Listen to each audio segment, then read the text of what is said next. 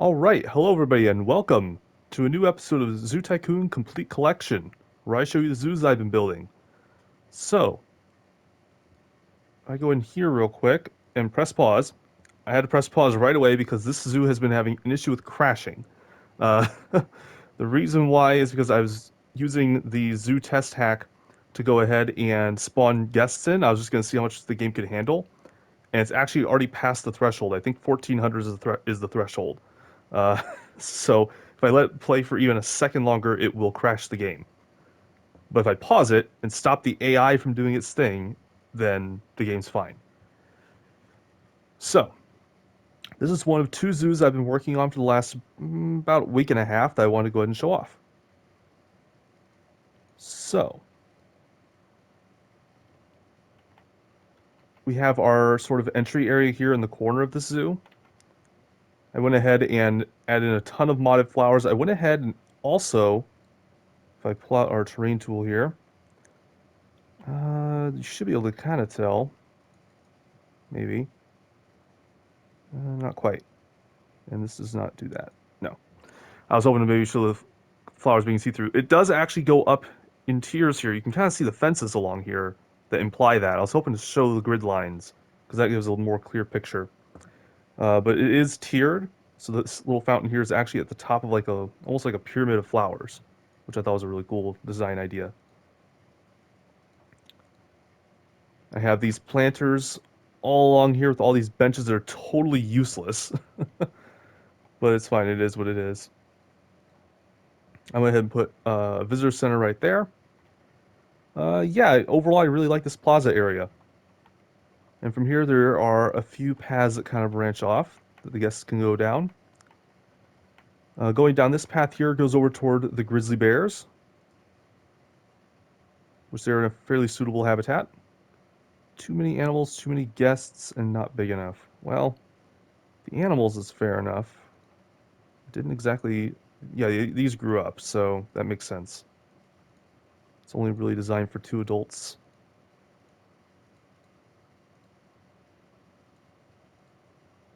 So we have a female and a male. And that should be better. Too many animals exhibit. If I were to press play, it would probably clear that one up. The guests, yeah, that's just down to how many guests are on this path right now, which is a lot of the 1,400 guests. They're actually on the way out of the zoo. Like, if this zoo could handle for like another minute, the problem would be solved because this would easily bring it under 1,400 guests, which is kind of a bitter irony, but whatever. I have a primate house right here, with a few guests for a few benches for guests right out here outside the entrance for it. And here I have an exhibit for crested gibbons, which I went ahead and built this wooden bridge going over the top of it. Fun mod. Totally functional. The gibbons do walk underneath it. And then I went ahead and kind of expanded that first modded zoo that I had in the previous video. I kind of expanded on the same idea using these coral rocks here as kind of a backdrop with the tunnels going through the tanks. And so in this one, this is for the dolphins, which right now they're in the middle of a show. As you can see, guests can walk all around this backside. This zoo sucks. This map that I'm on. This is, I think, the medium dinosaur zoo. This map sucks because this wall here is actually on the inside of all these uh, walkways along here. So I can't build a tank on the outside wall. Like if I actually pull up the terrain tools here, make guests invisible. You can actually see it. It's on this block. It's like there's no grid line on this part right here because the fence is on it. So I can't build my tanks on the exterior wall. So future or note for any designers in the future of custom maps, do not do what the developers did here. Put your outer zoo walls on the outside of the line. That way we can go ahead and still build tanks along the edge. Because when I found that out, I was so upset and I had to build these paths along the outside. It worked out because it provides an area for traffic to kind of flow out a little bit. But that was not the original intent. Uh, I actually have two shows here, so I have a dolphin show and a sea lion show, actually. I went ahead and stuck my restaurant and gift shop on this side here. This restaurant's for the shows, obviously, as well as this very, very profitable food court. This is one of the more profitable food courts I've built, except for this ice cream stall. Ice cream stalls always have a hard time, I feel.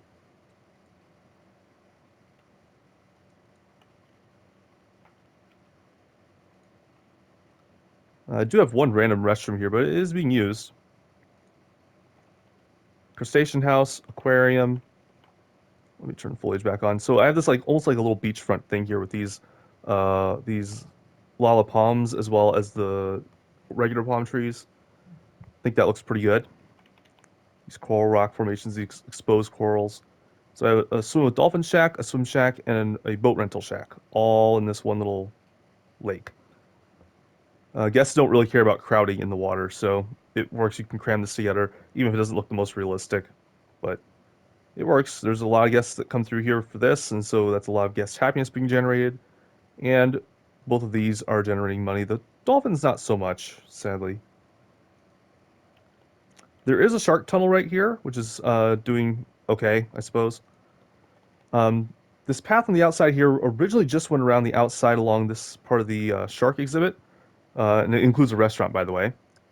I'm kind of imagining that this plexiglass bubble is a restaurant. Um, but guests were actually getting trapped in here because they were trying to go directly this way to head out, like along over here toward the dolphin show and stuff. And they would loop over here, and then they would kind of just turn back around because their AI would like reroute. So I am having to actually carve this path here, along here, out of the shark tank after I figured that one out. Kind of unfortunate, but guests do try to kind of take the shortest path, and this way happen to be mathematically shorter than this way, I guess. I have emperor penguins right here with a little underwater viewing area with some benches. And then right here we have an elephant annex, right next to the elephant shelter. So that's another mod that people can use to go ahead and just kind of view elephants, basically. So I have my African elephants there. I have African lions over here. I have myself my compost station right here to handle waste. Normally I just put this in the corner of a zoo and build an exhibit around it because guests don't do well with the smell. But I went and planted these lilacs along here, which should help. This gift stand is actually doing okay. It's surprising. Gift stands, unless there's like no gift shops anywhere in the zoo, generally don't do as well. I'm really surprised about this. This restaurant is actually making profit. Prairie dog cafes are notorious for making nothing if there's other options. But this one, for some reason, is doing okay, especially considering this is kind of often a little like a little nook. I do have a giraffe annex as well for the giraffes. I have my rhinos over here. Nothing to do with the rhino habitat's a mod.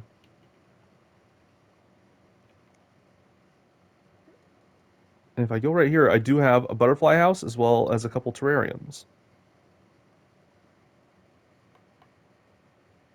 So yeah, overall, I really like this zoo. Good lord, this is just traffic hell. Uh, overall, I really like this zoo and what I've done with it. I think it looks pretty good. This is the second zoo I ever built with any mods, so this is pretty cool. There's the balloon stand, the custom balloon stand mod that I showed off in that one video earlier. Very, very profitable. Much more profitable than photo booths. Photo booths suck. The only thing worse than them is the ring toss. The ring toss loses money just as fast, but it takes up 4 tiles, not one. At least the photo booth only wastes 1 tile. Oh, Nemo Sub Shop doing fantastic as per usual, though.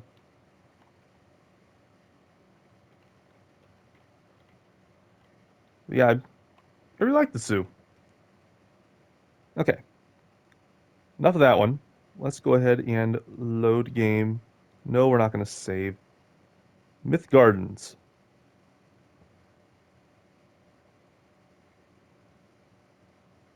All right, gonna pause it for a second just to kind of get a grasp of what the hell's going on here in this plaza. So I took the concept from the previous zoo and made it bigger. So there are many tiers here of these different flowers. And I went ahead and made like these little L-shaped corner pieces, and then like these little rows here with these different planters in the middle and a little wishing fountains, all leading up to these massive fountain complex in the middle. This took a little time to build. Um, this is the second most ambitious sort of center plaza area I've ever built. The most ambitious one is one I'm currently building for next week's video. I do plan that coming out next week, hopefully. If it does not, well, so be it. Uh, greatness takes time, I guess. This compost building I kind of built just right here. So again, I did the lilac planters. Um, yeah, I built like little trees here, just kind of fill up some extra space, some extra dead space there. I have my truck tunnel right here, gift shop, butterfly house. I really like this little spot. I just threw a bunch of random crap in here, to be honest, but it kind of worked out okay. If I clear out the foliage here, how's this ring toss doing? Yeah, ring toss does terrible. Even in this crowded area, it's still doing negative. I have no idea how to make a ring toss profitable. I have no idea. Photo booth. Photo booth's doing okay, actually. Photo booth's doing okay. Photo booths do okay in crowded areas, I found. But other than that, no. And ring toss just doesn't do well anywhere. But I digress. I do have a brick restaurant right here, as well as a zoology education center right there. I built like a little duck park thing here with a Atlantis water fountain, just because it thought it looked pretty cool. There are these larger terrariums right here, as well as some food stands. That hot dog stall is doing terrible. I think the ice cream one's here. Yeah, the ice cream one here is actually doing fantastic. I think the reason why is because people coming from over here, when heading over the food stands, they hit the ice cream stall first because it's the closest. I decided to put some bison right here. Nothing too crazy. I have like this little cave area here overlooking the carnivore habitats. So we have black bears and Mexican gray wolves. And then it goes off into a couple animals I don't really make very often. We have mountain lions and we have bighorn sheep. The reason why I don't do these very often is that mountainous habitats are a pain in the butt to build. The terrain tools in this game aren't as good as in a lot of other games. They're okay, but they could definitely use some tightening up. So they're a little bit of a pain to build, but they're also incredibly expensive. So normally, like when I'm doing normal gameplay, where money's a massive factor, uh, it's just not very profitable to do mountainous habitats. It would be worse if this had snow in it too. That's why Yetis are terrible. They're so expensive to buy. They need huge amounts of space. They need it to be mountainous. They need snow. They're terrible animals as far as like a gameplay meta concern. So I have American alligators right here. That's a mod. Once again, I have a giant dolphin habitat with a tunnel going through it and a little plexiglass bubble. Is this a restaurant? It is. Is it profitable? It very much so is. It comes out this other side here, which is also a restaurant, and that is also very profitable. We have our dolphin show here, as well as some restaurants along here in Aquatic Gift Shop. This restaurant's massively profitable because it's right next to the show. I went ahead and put in California sea lions right here, a modded penguin, little penguins. Little penguins are actually from New Zealand, and they're actually the smallest species of penguin in the world. And that's why they can handle such a small habitat like this. It's really, really good. Well suited. I made a habitat for bonnet head sharks right here. They breed like crazy, so just fair warning. And they are born fully grown adults because they're modeled with baby hammerhead shark models. So just fair warning on that one. Primate House right there, frozen yogurt stand, and Nemo's sub shop right here. Once again, the sub shop is so profitable. Um, have our boat rental and our dolphins area here. as well as plenty of our palm trees. Again, expanding on the same ideas from the last zoo, just putting in way more palms. Went ahead and made a sort of North African area. And so I have my insect house here, um, with some like a stone obelisk, a sphinx statue, and a giant Sands of the Pharaoh restaurant, which is not profitable at all. Uh, this one's gonna be one that's gonna be hard to keep profitable, I think. But I think a big part of it's also its proximity to this guy, as well as to these two. I went ahead and went with sand paths, which I don't do very often, but I thought it fit the theme. Dromedary camels and Gemsbok. These are two animals from African deserts. Gemsbok is actually from the Kalahari Desert, though, so it doesn't quite fit. But I don't have very many desert animals mods downloaded yet. I could do Fennec Fox. I should have done Fennec Fox, but it is what it is. But that bleeds over here into Africa here. So this is the Congo, where I have chimpanzees. Not really any mods there. Once again, Elephant Annex. I did the small one this time, just because it's smaller elephant habitat, so smaller shelter. Not big enough. Just wants a toy. Oh, that's because there's a baby. That's why.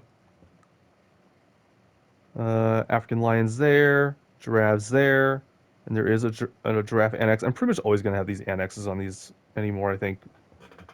It's just kind of dumb not to, honestly. Why is that like that? I could have just done. Yeah, look at all these fence types. Jeez. Where is aha? Wood slat. Why did I not just do that? There we go. That looks a lot better. Yeah, I'm just gonna look through a window at a wall. Um, let's see. And then over here is Asia, where I have Nocturnal House and Giant Pandas, which they're very well suited. It's 97 suitability, which is good enough for them to breed even.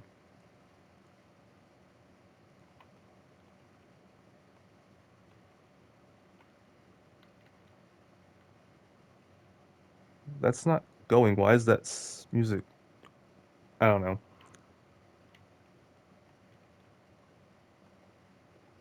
Actually, with how crowded it is, it should be going. Why is the light not on? Are guests coming in and out of it? Yeah, they absolutely are.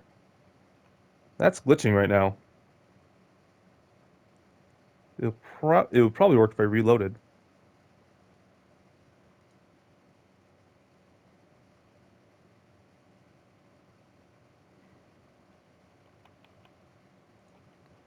Nope, it's just bugged.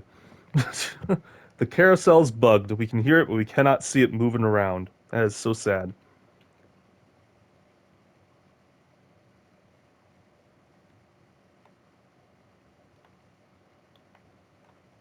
But yeah, that's really about all I got.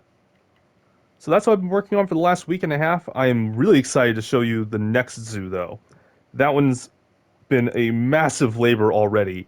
It's only got a lot more to go, honestly, if I'm being totally honest.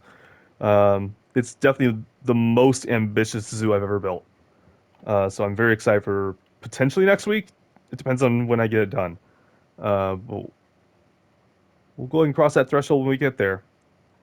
So thank you for watching. If you like this video, go ahead and hit the like button. Down in the description below, there's also a link to my Discord where you can talk to me about this game or any other, as well as links to all my other socials. Thank you. Have a great day.